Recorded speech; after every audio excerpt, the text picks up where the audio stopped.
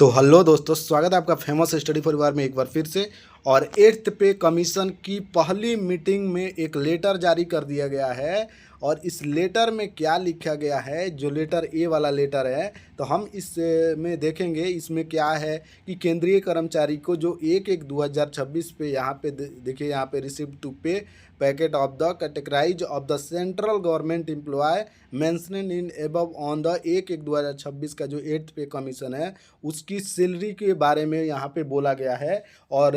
उसमें लेवल 1 को लेवल 2 के साथ मर्ज करने की बात कही जा रही है, वहीं 3 को 4 के साथ, 5 को 6 के साथ। और क्या रहने वाला है फिटमेंट फैक्टर, और उसके साथ भी निर्वाह मजदूरी जो होती है, पहले वो आपको मालूम होगा कि 3 यूनिट था, जो अब बढ़ के 3.6 यूनिट होगा। तो जायज़ सी बात है कि सैलरी में इंक्रीमेंट आपको देखने को मिल रहा है। तो चलिए हम इस वीडियो में जानते हैं जो इस लेटर के बारे में, और लेटर में क्या लिखा है, और ये फॉरवर्डेड किया गया है जो कमेटी के स्टाफ हैं उनके लिए, और क्या बातें निकल के आई है उसको जानने की कोशिश करते हैं। अगर आप मेरे चैनल पे पहली बार विजिट कर रहे हैं तो चैनल को ज़रूर से ज़रूर सब्सक्राइब करने की कोशिश करें।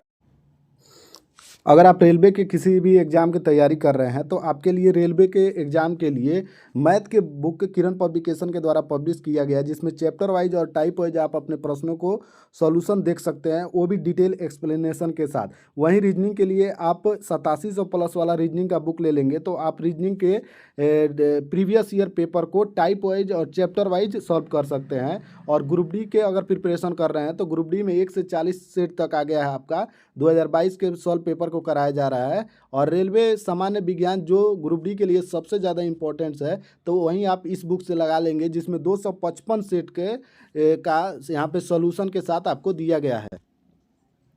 और उसके साथ में ये अभी बोला मैं रेलवे का 1 से 40 सेट, और दूसरा भी बैलून आपके लिए ला दिया गया है, जिसमें 49 सेट से लेके और 99 सेट तक आप इसमें लगा सकते हैं ग्रुप डी के प्रीवियस ईयर को। और अपने तैयारी को जांचने के लिए आप एक ग्रुप डी सीबीटी करके एक बुक आया है किरण पब्लिकेशन के द्वारा, जिसमें 25 प्रैक्टिस बुक आपको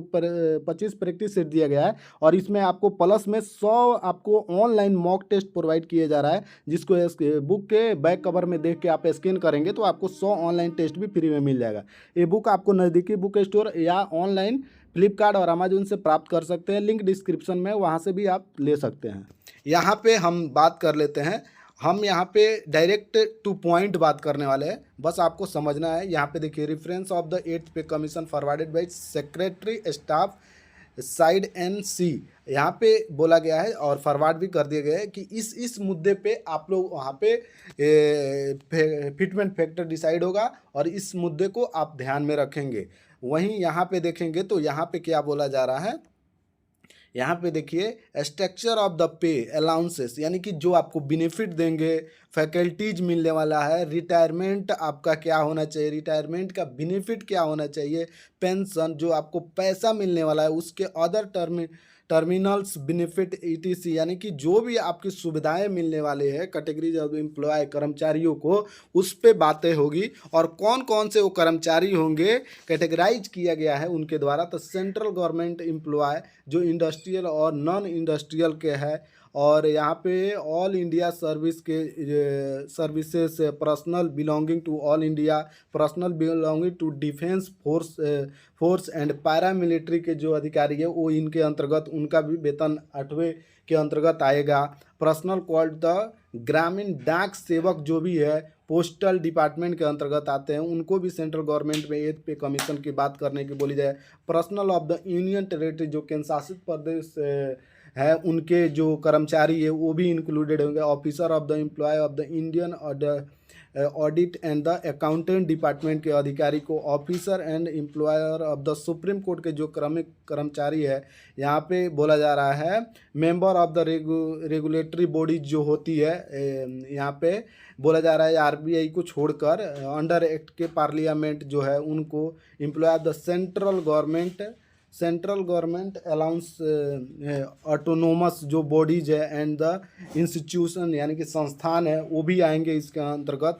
और यहाँ पे बोला जा रहा है जो कि पैकेट जो कि सैलरी बनने वाली है central government employ mention in the above 116 को जो कैटेगराइज किया उसके पैकेट के ऑफ द कैटेगराइज किया गया है, तो वर्क के अनुसार उनके सैलरी को डिफाइन किया जाए। और यहाँ पे देखिए क्या बोला जा रहा है जी कि वो हो गया जी कौन कौन से लोग जाएंगे इस लेटर में। और जो 1957 में आपका दिया गया है पैसे change in the last 65 year, जो बोला जा रहा है अभी तक जो 65 ईयर तक जो महंगाई को देखते हुए मतलब देखते हुए उसके अनुसार वो लोग क्या करेंगे, अपना मजदूरी डिसाइड करेंगे, जो फिटमेंट फैक्टर होगा उनके बोला जा रहा है। और यहाँ पे पहले जो 1957 के लेबर वाला जो है उसको देखते हुए पहले क्या था 3, यानी कि आप कितने लोग डिपेंड है, ये वही बात समझा रहे हैं आपको। The honourable supreme court of the judgement of the fix the minimum wage on the 1/1/2026 तक बोला जा रहा है क्या, the commission also consider to increase the capacity. जो यूनिट होती है ना, जो पहले 3 फैमिली यूनिट लिया जाता था, उस समय फर्स्ट टाइम जो था वो 1 यूनिट पे चल रहा था। जीवन निर्वाह मजदूरी जो होती है वो 3 फैमिली हुआ, फिर उसमें क्या है यूनिट को बदल के अब बोला जा रहा है 3.6 फैमिली यूनिट को रिकमेंडेड उसे रिक्वायर्ड करने की यहाँ पे बात की गई है। फर्स्ट मीटिंग जो हुआ, जितने भी कमेटी बैठेगी उसमें 3.6 को भी कंसीडर किया जाए। वहाँ पे अर्थशास्त्री वगैरह बैठेंगे, जितने इकोनॉमिक बैठेंगे वो लोग इस पे बात करेंगे, यही बातें बोला जा रहा है।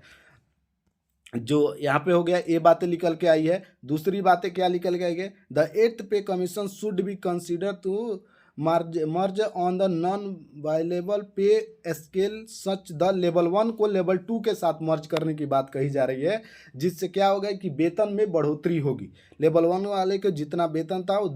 2 में मर्ज होगा तो ऑटोमेटिक वेतन बढ़ने वाला है। तो यहाँ पे सरकार का भी ये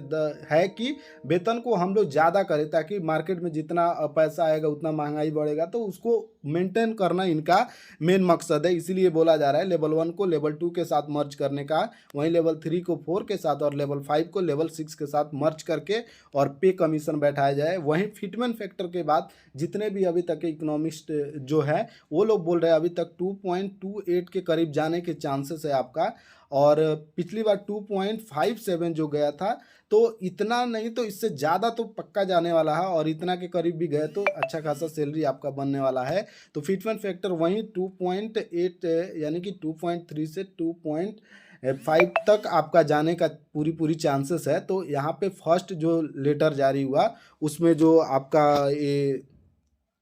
एक सेकेंड, उसमें जो आपका लेटर जारी हुआ उसके अनुसार यही मीटिंग से निकला कि फिटमेंट फैक्टर भी जाएगा आपका अच्छा खासा, और लेवल मर्ज करने की बात आई। तीसरी बात की जो आपका 3 यूनिट था आपका फैमिली वाला, तो मजदूरी के लिए जीवन निर्वाह, तो अब 3.6 होगा तो पेमेंट आराम से आपका अच्छा खासा होने वाला है। तो लगभग अगर 2.5 भी अगर ये लोग ले जाते हैं, ज़्यादा जाए तो और अच्छा है, लेके जाते हैं तो अच्छा खासा आपका सैलरी बनने वाला है। तो देखेंगे इसके बाद जो भी लेटर आता है। आप चैनल पे अपडेटेड रहिए, मिलते हैं किसी नेक्स्ट वीडियो में, तब तक के लिए बाय, जय हिंद, वंदे मातरम।